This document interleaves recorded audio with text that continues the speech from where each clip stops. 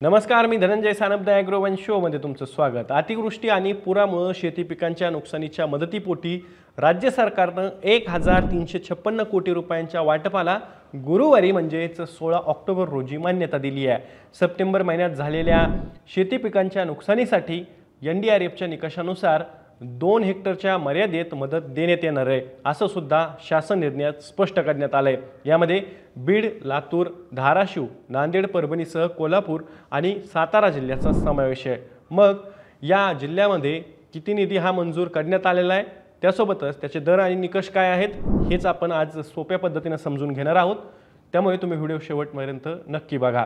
या संदर्भात राज्याचे मदत व पुनर्वसन मंत्री मकरंद पाटील यांनी माध्यमांना माहिती दिली। राज्य शासनाने अतिवृष्टी तसंच पूरग्रस्त बाधित शेतकऱ्यांसाठी 1356 कोटी 30 लाख रुपयांची मदत जाहीर केली आहे। त्याबाबतचा शासन निर्णय सुद्धा निर्गमित करण्यात आल्याचं पाटील यांनी सांगितलं।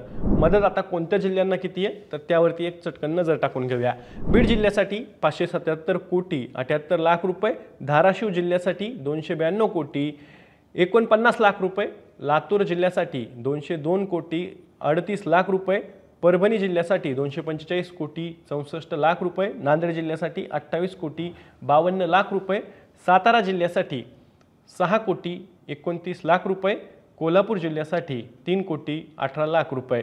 या शासन निर्णयात एकूण 21,66,198 शेतकऱ्यांच्या 15,16,681 हेक्टरवरील नुकसानीपोटी 1356 रुपयांच्या निधीला वितरणासाठी मान्यता देण्यात आल्याचं नमूद करण्यात आलेलं आहे। आता या मदतीचे दर आणि निकष मात्र जुनेच आहेत हे सुरुवातीला आपण लक्षात ठेवावं।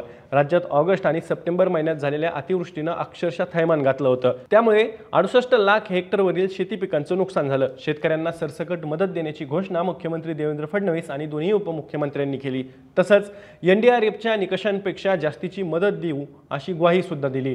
पण शासन निर्णयात मात्र एनडीआरएफच्या मार्च 2023च्या निकष आणि दरानुसार जास्तीत जास्त 2 हेक्टरच्या मर्यादेत मदत देय असेल असं सांगण्यात आलेलं आहे। त्यामुळे कोरडवाहू शेती पिकांसाठी 8,500 रुपये प्रति हेक्टरी, बागायत पिकांसाठी 17,000 रुपये प्रति हेक्टरी आणि बहुवार्षिक पिकांसाठी 22,500 रुपये प्रति हेक्टरी या दरानेच 2 हेक्टरच्या मर्यादेत मदत शेतकऱ्यांना मिळणार आहे। त्यामुळे 2 हेक्टरपेक्षा अधिकच्या नुकसानीसाठी शेतकरी मदतीपासून वंचित राहणार आहेत हेही स्पष्ट आहे। यापूर्वी बुधवारी म्हणजेच 15 ऑक्टोबर रोजी राज्य सरकारनं ऑगस्ट आणि सप्टेंबरमधील शेती पिकांच्या नुकसानीसाठी 480 कोटी रुपयांच्या निधी वाटपाला मान्यता दिली होती। त्यामध्ये जालना, हिंगोली, अकोला, बुलढाणा आणि वाशिम जिल्ह्याचा समावेश आहे। त्यामध्ये जवळपास 5 लाख हेक्टरवरील शेती पिकांच्या मदतीसाठी मान्यता देण्यात आल्याचं राज्य शासनाने शासन निर्णयात स्पष्टपणे सांगितलेलं होतं। बाधित शेतकऱ्यांच्या बँक खात्यावरती डीबीटीच्या अंतर्गत आता थेट लाभ जमा करण्यात येणार आहे। या शेतकऱ्यांच्या जर फार्मर आयडी क्रमांक नसेल तर अशा शेतकऱ्यांना मात्र ई-केवायसी करावी लागणार आहे।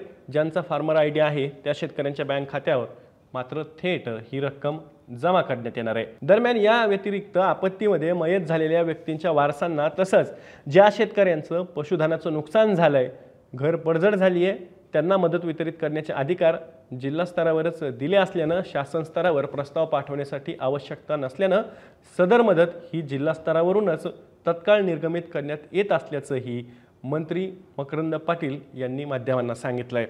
थोडक्यात काय तर आता या शेतकऱ्यांना सुद्धा मदत देण्यासाठी जिल्हा प्रशासनावरती जबाबदारी टाकण्यात आलेली आहे। साधारणतः 1356 कोटी रुपयांच्या निधीसाठी राज्य सरकारने मान्यता दिलेली आहे।